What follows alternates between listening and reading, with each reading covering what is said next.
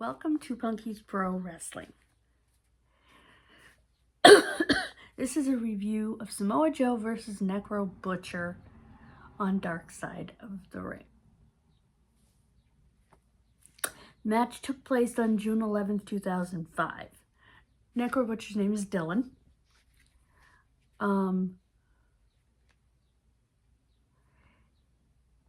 Boy, could I relate to him. He grew up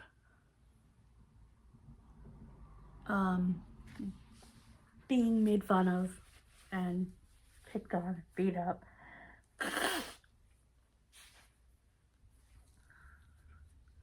Because he was different from the other kids. He was different in a different way than I was. He was different in that he was very smart and excelled.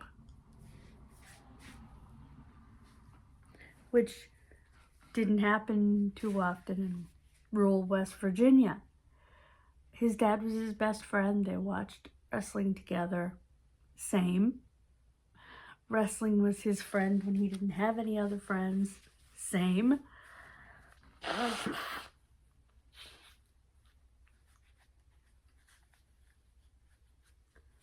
I get him so much. And we're both completely blind without our glasses. So, one day, as a kid, teenager, top of everything else that was going on, his mother wakes him up because their house was on fire and his father burned to death.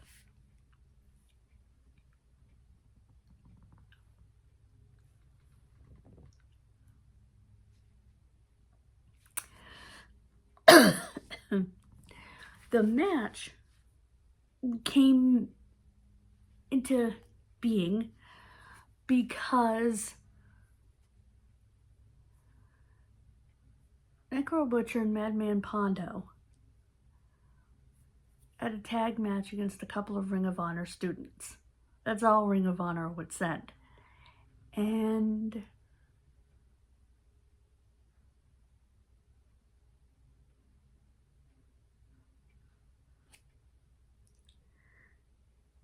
these kids were not ready by any stretch of the imagination.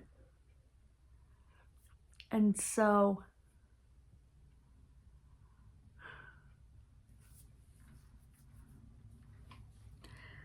Ian Rotten, IWA Mid-South, who had a show in the ECW Arena,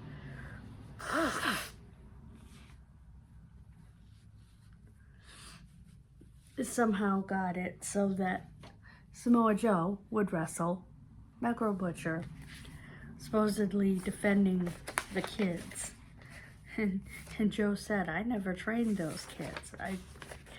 There was a lot said, and I was told to go out and make that promo about them taking advantage of the kids and me wanting to wrestle him and all of that. He said, I'm sure that Ian Rotten was pulling some strings and saying some things to get this all to happen. And so he cut the promo, and Necro Butcher knew that this was his opportunity to shine against a wrestler's wrestler like Samoa Joe. And so the match was signed. And a few things happened in the match. At one point, Joe slammed him into the floor because their feet slipped in a drink that had gotten spilled on the floor. So he ended up slamming his face into the floor, making his face even more bloody and probably giving him a concussion.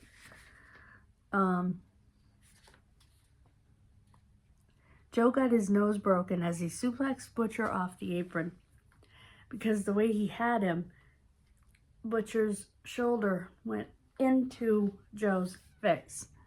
Joe said, I thought I broke my orbital bone. I did break my nose, but I've broken it so many times it didn't matter.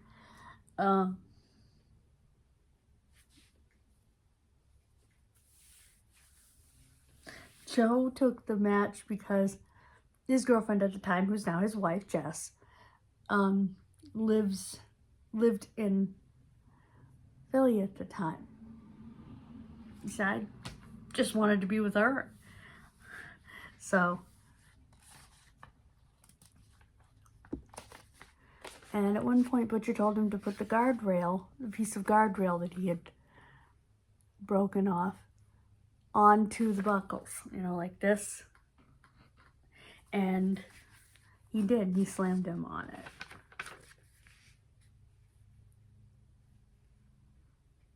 Actually powerbombed him on it.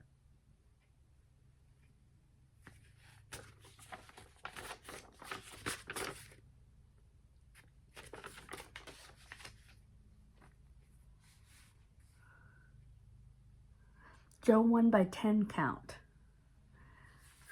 And Joe decided that it would be better if Butcher got up and was fighting him after. So he went over and kicked him. And Butcher got up and was swinging. And he said it made more sense for him to be up. You know, the monster rises. You know, it was better that way. And I think Joe's probably right.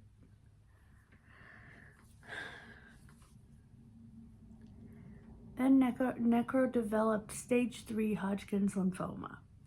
I had stage 4 Hodgkin's lymphoma. Is there anything else that we have in common? This is weird. I'm not a deathmatch wrestling girl at all. So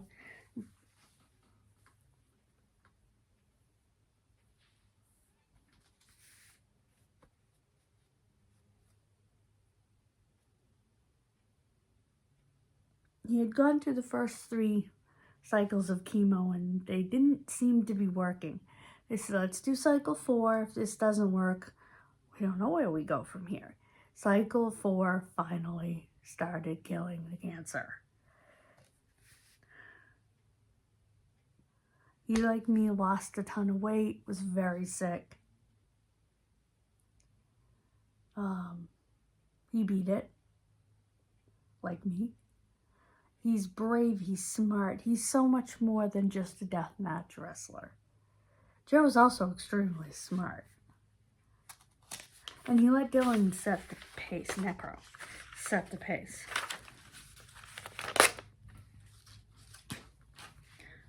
For the match. He listened to where he wanted to go. He felt how stiff his shots were and delivered the same. So, I thought it was a very good episode. Much better than I thought it was going to be. Honestly. But Joe is extremely smart and articulate. Dylan Necro Butcher is very smart and articulate. And I think that was better, you know, because they were both smart and articulate. They talked to Madman Pondo, Eddie Kingston.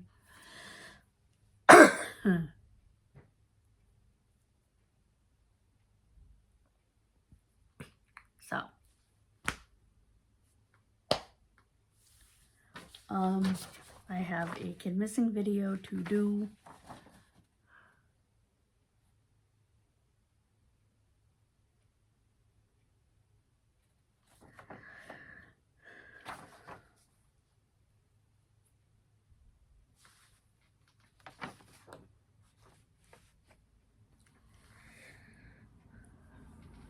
And I have so much admiration and respect for Joe, always did. And you know what? I do for him, for Dylan Necro Butcher as well, even though I totally disagree with his style.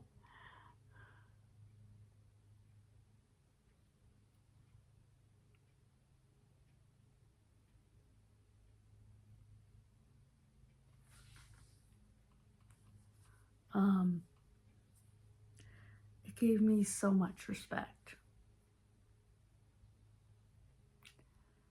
And like I said, I think even though it's not my type of match, I respect what they were trying to do, the story they were trying to tell, the psychology. I get it. That's what wrestling is about. It's about the story, it's about the psychology, it's about drawing the fans in. They did all of those things. So, thank you so much for joining me. God bless you. And join me next week for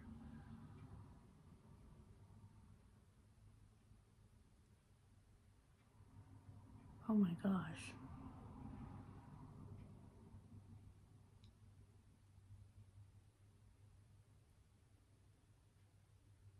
I am not sure what next week is. I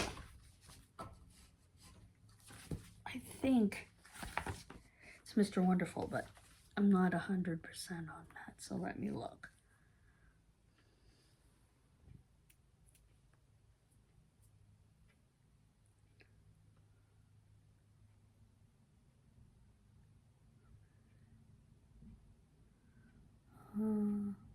Hurry up.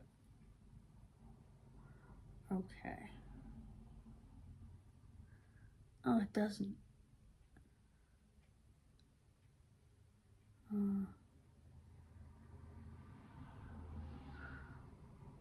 Hold on. I'm done with this. You remembered fun. Just to take a random afternoon that I was not expecting would be what it was. And it's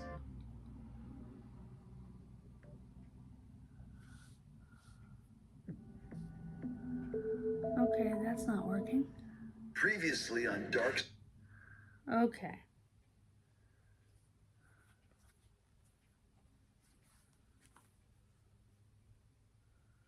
Not seeing.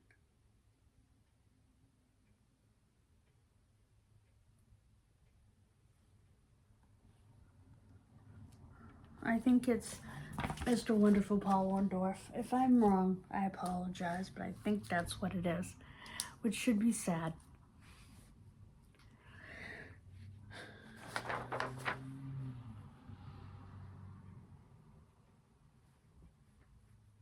You know what? I have to find out, guys. It's driving me crazy.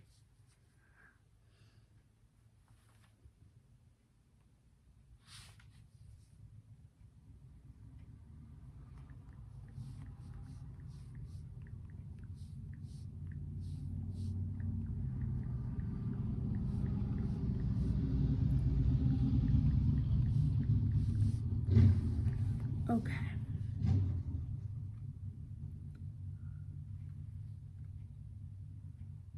Oh. Big Boss Man. Okay. I knew it was one of the two. I apologize, guys. So that is going to be sad. It's also going to be great history, I'm sure. Without a doubt, Jim Cornette will be on that one because he worked with him as Big Bubba Rogers. And he'll have great stories. His widow and his kids will be on, probably. So look forward to that next week as we go into the Big Boss Man / Big Bubba Rogers Bray trailer. God bless you. Have a wonderful rest of your day. Please consider hyping. Please consider subscribing. I don't know if I have a hype button yet on this channel.